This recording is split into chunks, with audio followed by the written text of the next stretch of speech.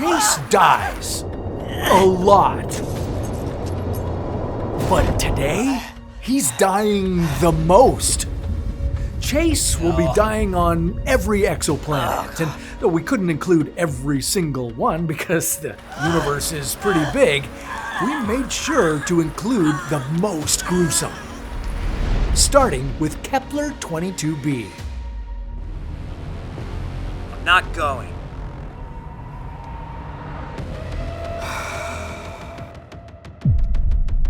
Kepler 22b is a super-Earth. It's 2.1 times the radius and 9 times the mass of our planet. It orbits in the habitable zone of its star, so it has all the necessary conditions to host life.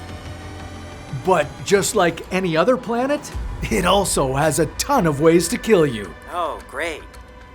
No one has ever been to Kepler 22b to confirm, but this planet could have an oxygen-rich atmosphere. Oxygen? You're gonna try and kill me with oxygen. Yeah, good luck with that. I breathe that stuff basically all of the time. Well, too much of that could be fatal. Oxygen? Seriously, oxygen can kill me. Watch this. Detecting 32.8% of oxygen. Poisoning imminent. See? It's fine. I've got...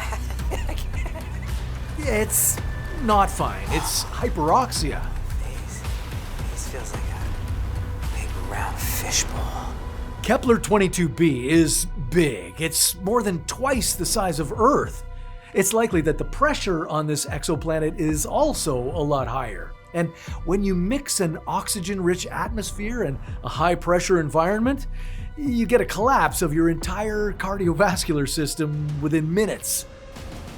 At first, your face and hands would start to twitch. You'd feel nauseous. You'd still feel this oxygen euphoria, but at this point, you'd also be experiencing tunnel vision. Soon, you start coughing your lungs out.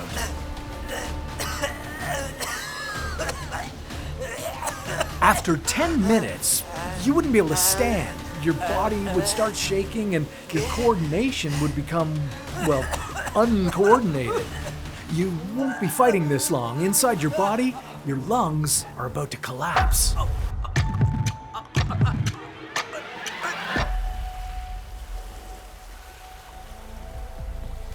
That's just one of the atmospheric gases that could kill you.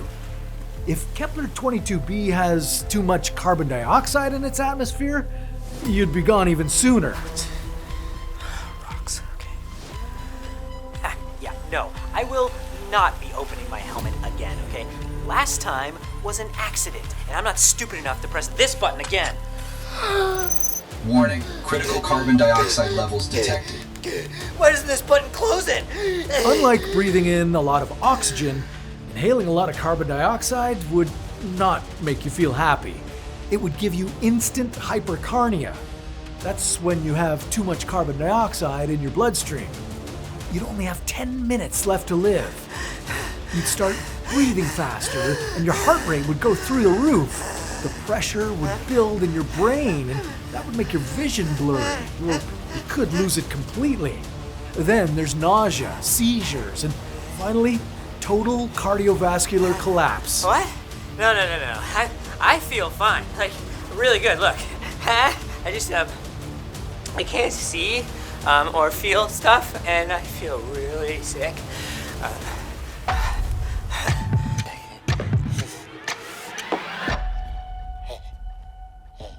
And these are just two known atmospheric gases.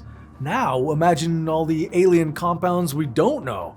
Kepler 22b's atmosphere could have an acid gas that burns you from the inside, or an acid gas that burns you from the outside, or an acid gas that... No.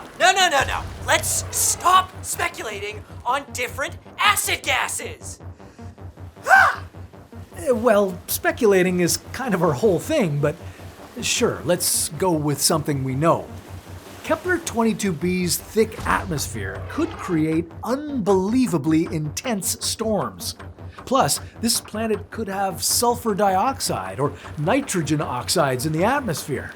These chemicals would mix with water and become acid rain. Oh, God, seriously, what's wrong with you? What's up with you and acid, man? Is this like a kink of yours? Sorry, Chase, we're just on the acid part of the video right now. I can't. There's too much acid. All right, people, I think we gotta take 5, please. Okay, fine. Look, I get it. He's already died 8 times and it's only the beginning of the video. Why don't I take this time to take you on a tour around our studio? This is the Rokoko Smart Suit Pro 2. We started using it about 2 years ago, and this is how we create every Chase episode. In this suit. Now, you'd think motion capture would be expensive, but Rokoko is super affordable. If you're a small studio or an indie creator, I can't recommend it enough. It takes me 2 minutes to put on a suit, and then I just hit the record button on Rokoko Studio, and here are all my moves. The sensors in my mocap suit capture all my moves, and they send them to my laptop through Wi-Fi. It already looks great. Just look at these fingers. Slimming, eh? Sorry, we gotta roll, so we'll get back to this. Okay, so if a super Earth planet like Kepler 22b had this thick, high-pressure atmosphere, it means it would also have extreme storms. In storms this intense, you can easily expect to see frequent strikes of gigavolt lightning. And as everyone knows, it's best not to stand near tall objects during lightning. If you can believe it, Kepler 22b is the most potentially habitable of all the exoplanets in this video. I'll give it a 5 out of 10. It only gets worse from here. TRAPPIST-1d is one of 7 Earth-sized exoplanets packed tightly together in a star system 40 light-years away from us. The distance between some of these alien worlds is even smaller than the distance between Earth and our moon. All these planets orbit a cool red dwarf star, TRAPPIST-1, and at least 3 of them are in their star's habitable zone. It's cool because TRAPPIST-1d could have liquid water on its surface, and you'd also see the other TRAPPIST planets from down there. Yeah, he's right. Check it out. There's TRAPPIST-1c and b. Yo! Anyone over there? What's the move tonight? We getting crunk?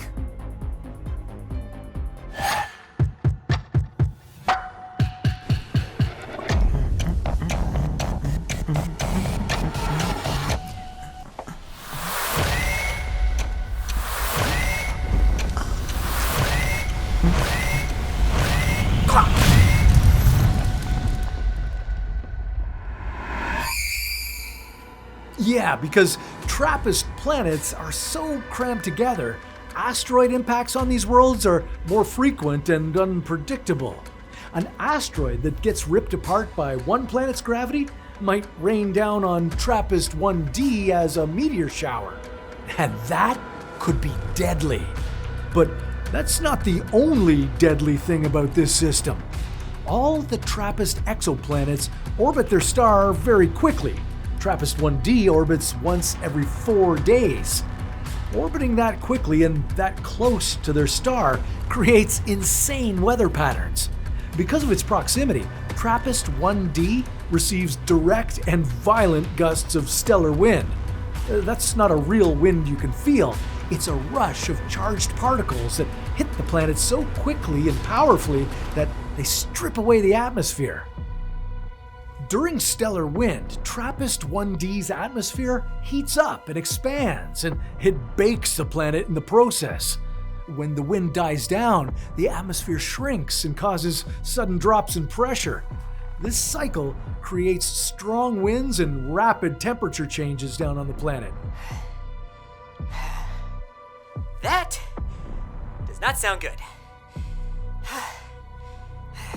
Plus, TRAPPIST-1d is tidally locked with its star, and that adds to the wild pressure and temperature differences.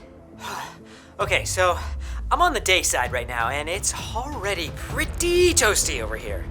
Rico, can we get a temperature reading around here? Current temperature, 35 degrees, 38 degrees, 48 Why degrees, is it going up so fast? 55 degrees, 73 degrees. Oh, God.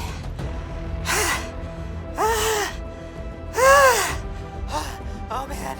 There must have been a stellar wind or something. I'm so cooked.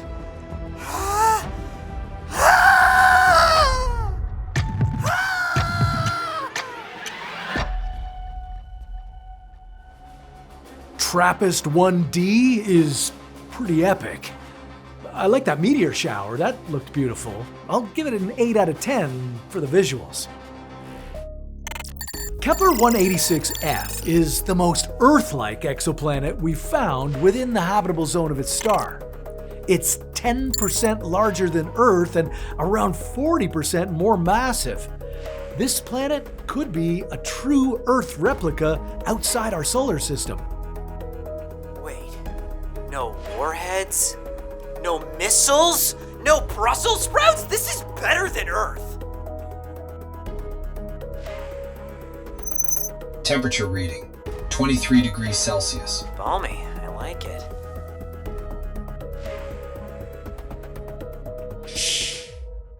It makes me want to frolic.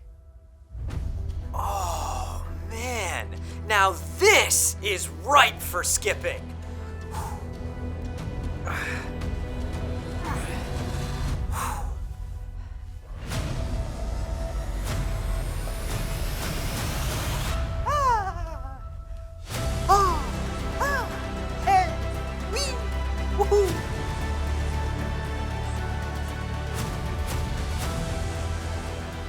Rico, analyze the oxygen levels. I want to take my helmet off.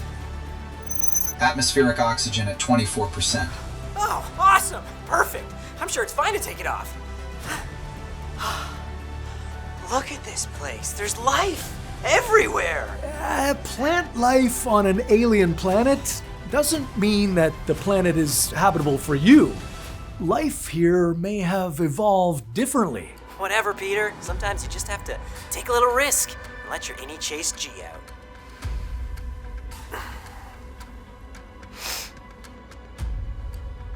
Seems okay.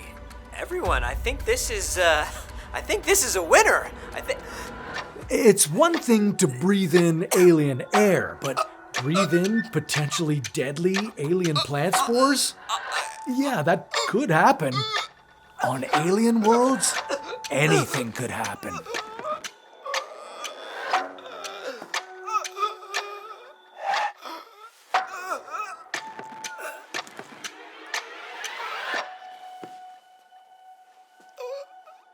Hey, just for the record, I'd take more risks too if I knew I could come back to life after I died. All right, let's continue.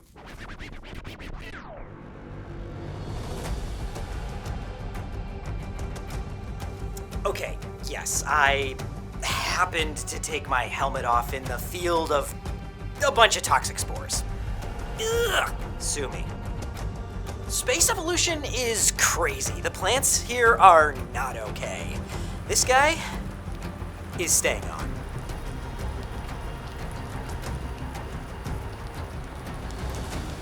Huh. Rico, what's this rain made of? Current rainfall composed of 100% sulfuric acid. Acid rain again? Some moons and planets are known to have regular rainfall of chemicals other than water. For example, Saturn's moon Titan is so cold that it rains methane there. Kepler 186f isn't cold enough for that, but the rain of any planet will always react with the gases in the atmosphere. If this planet has enough volcanic activity and sulfur dioxide produced from natural decay, that rain could be pretty concentrated. Are we done with this exoplanet, Peter? I want to get out of this rain. Sure, we can be done. I'm gonna try sprinting back to the ship.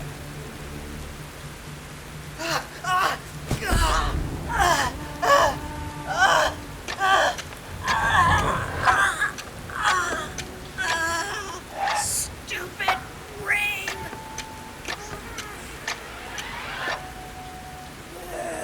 Looks like we weren't quite done. The sulfuric acid burned straight through him. Ugh, that looked like a chemistry class. Or an alien movie. Not sure. I'd give this planet 4 out of 10. Would not recommend. This is Proxima Centauri b.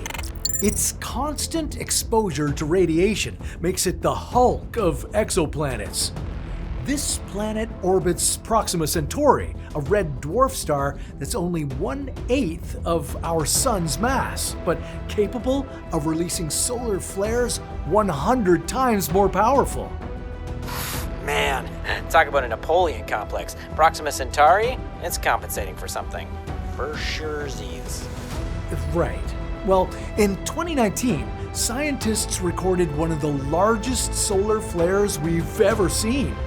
Proxima Centauri burst into a violent mega flare and became 14,000 times brighter for the whole of 7 seconds. These radiation spewing events aren't just a once-in-a-century type of thing. Proxima Centauri has solar flares erupting every day. 1 second on that planet and your body's poisoned.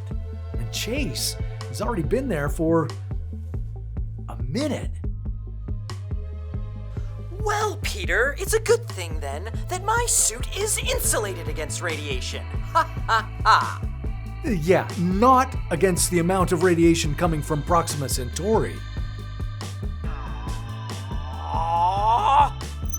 Body radiation levels at 51 sieverts.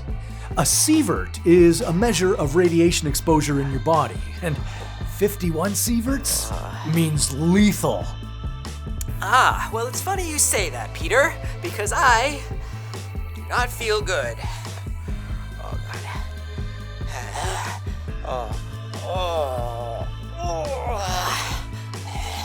God. Right now, Chase's genetic code is actively being mutated, causing slow and total organ failure. Over the next few hours, Chase's bone marrow will stop producing blood cells. His GI tract will shut down, and failure in the circulatory system will cause fluid to build up in the brain.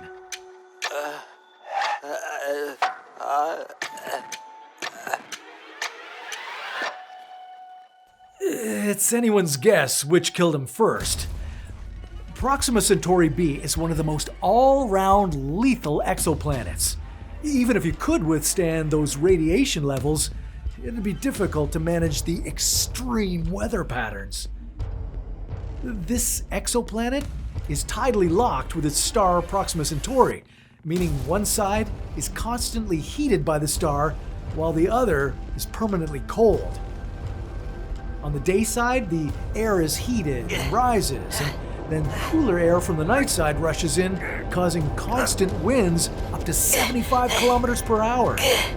That might not be powerful enough to knock you over, but any object moving at that speed would put a hefty dent in any spacesuit.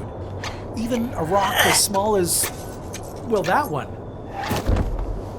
And with Proxima b's thin atmosphere, well, yeah, well, watch out for the winds and rocks. Proxima Centauri b gets a 5 out of 10. Moving on. Next on the list, Kepler 452b.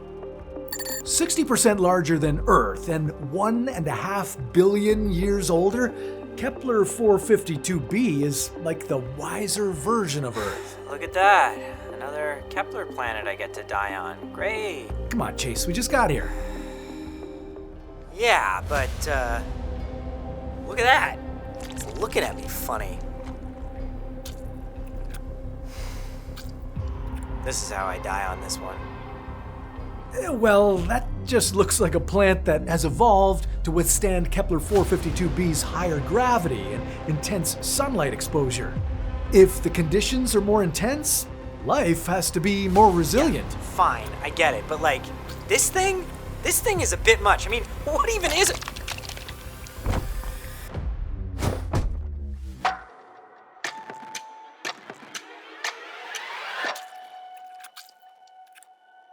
Ooh, even I didn't see that coming.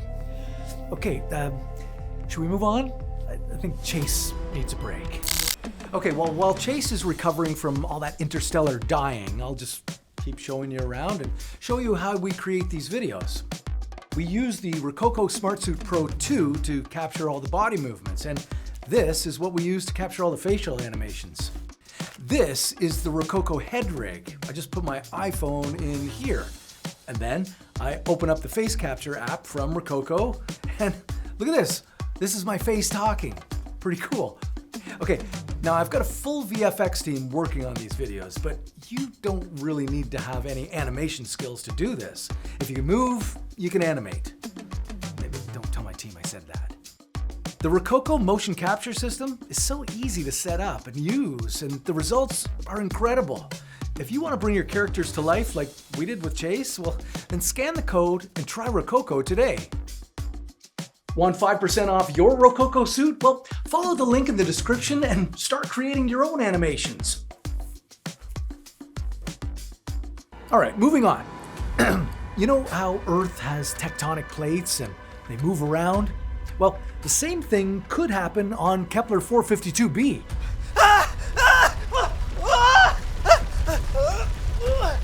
What am I supposed to do? Is it like hide under a desk or a door frame? I don't see any desks or door frames on Kepler 452b. It has, plenty of carnivorous plants, but no desks to hide under in case of a Kepler quake.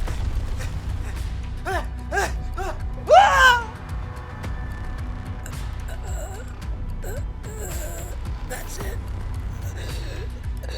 I'm done.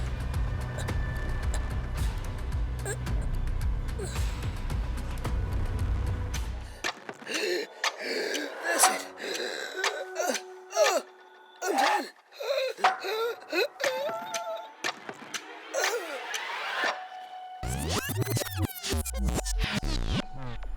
Suffocating again? Hey, can you check the script? We need more variety here. This is pretty dull. Peter, just before this one, he was like eaten by a giant alien plant. Like, what does he want? Right. No, you're right. Okay, well, that's a 7 out of 10 for me then. It just would be nice if we had more action sequences. 55 Cancri E is an actual hellscape of a planet. Oh, great. So awesome. I love it, actually, when you describe planets as hellscapes. Rico, whatever, let's just get this over with. Take us down. Like most rocky exoplanets that orbit close to their stars, 55 Cancri E is tidally locked, and yes, it's about 2.2 million kilometers away from its star. It may sound like a lot in Earth terms, but in space terms, that is really close. The surface temperature on the day side of the planet is over 2,400 degrees Celsius. That means the ground here isn't even rock, it's molten lava, which Chase is about to find out.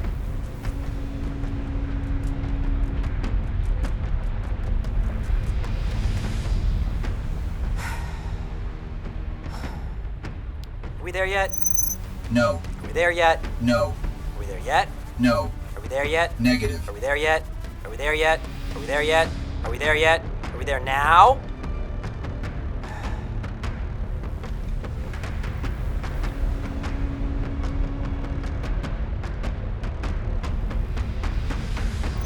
Landing complete. Finally. Atmosphere reading 79.32% silicon oxide, 18.83% carbon compounds. 55 Cancri E has a unique chemical composition. Carbon is a huge component of its rocky material, which means a third of the planet's mass is actually pure diamond. Okay, why didn't you mention this earlier? Oh my god, I'm gonna be fridge, baby! Say it with me, folks. Hashtag see you later, Burger Debt. Oh, I have a bad feeling about this. Oh, this gives a whole new meaning to the floor's lava.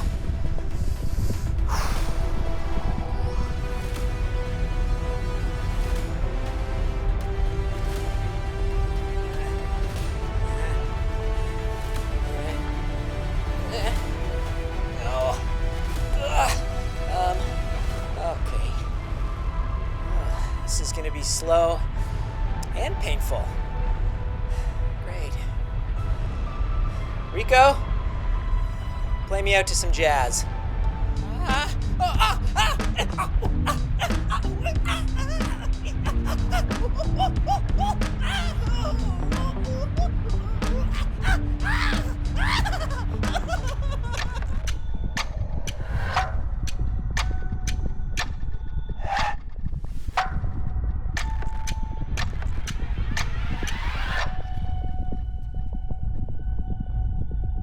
When I said hellscape, yeah, I really meant it. Venus is the hottest planet in our solar system, and it's only 464 degrees Celsius. This is 5 times hotter than that. I'll give this planet a 7 out of 10. This dark and rocky planet is as inhospitable as it looks. LHS 3844b, wow, that's a mouthful, is tidally locked and is in close orbit with its star. Its day side is always around 765 degrees Celsius, and its night side is hundreds of degrees below freezing. With absolutely zero atmosphere, there's no way for heat to transfer to the other side of the planet. LHS 3844b is completely exposed to the dangers of space. Yeah, well, it's a lot like me in that way. Exposed to the dangers of space.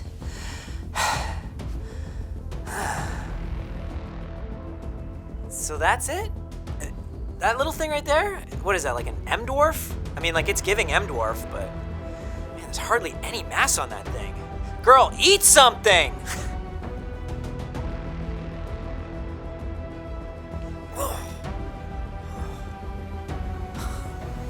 Yikes. She did not like that. That solar flare just showered this entire planet in a lethal dose of radiation. Sorry, Chase. It's gonna happen again. The radiation? Again? But that's how we started the video, Peter! Do I really have to do this twice? Okay, let's cut to another break. I kind of want to finish my behind the scenes part anyway. The Rokoko motion capture system is amazing, and it's really what's made it possible for us to create the Chase Dies in Space series. But I've just realized that I'm showing you all the motion capture, and you haven't seen what we do with all these animations to bring them from here to here. It's super easy. First, we export all the animations from Rokoko Studio and import them into Unreal Engine. Chase is a custom meta-human character, so we just add all the facial and body animations we captured, place them into one of the epic environments we created, and here you have it, Chase Dies in Space. So that's how we do it, and you know what, you can do it too. All you need is a Rokoko Smart Suit Pro 2 with smart gloves, head rig, and a phone for face capture. Okay, back to Chase dying on exoplanets. What's the total death count now? Sorry, Chase. It's gonna happen again. Yeah, you know the drill. Total collapse of every system in the body. Oh, it looks like this time you're losing your hair too. You managed to avoid that last time. And this time, the radiation blast got Rico too. Tell me the radiation stuff is over. Only time will tell. Oh, God. This is even slower and more painful than dying in lava. And there's no jazz!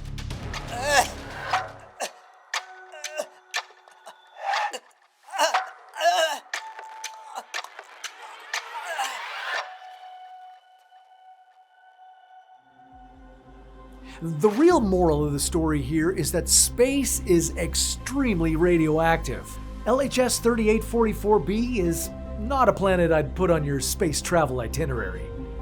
1 out of 10. Well, that's a wrap for some of the most gruesome exoplanets out there, but we're only scratching the surface. Scientists have found and confirmed over 5,000 alien worlds, and each one of them will kill you, most likely. Where should we send Chase next? Well, there are some deadly worlds to explore in our own solar system, like Saturn. But that's a story for another What If. Oh, God.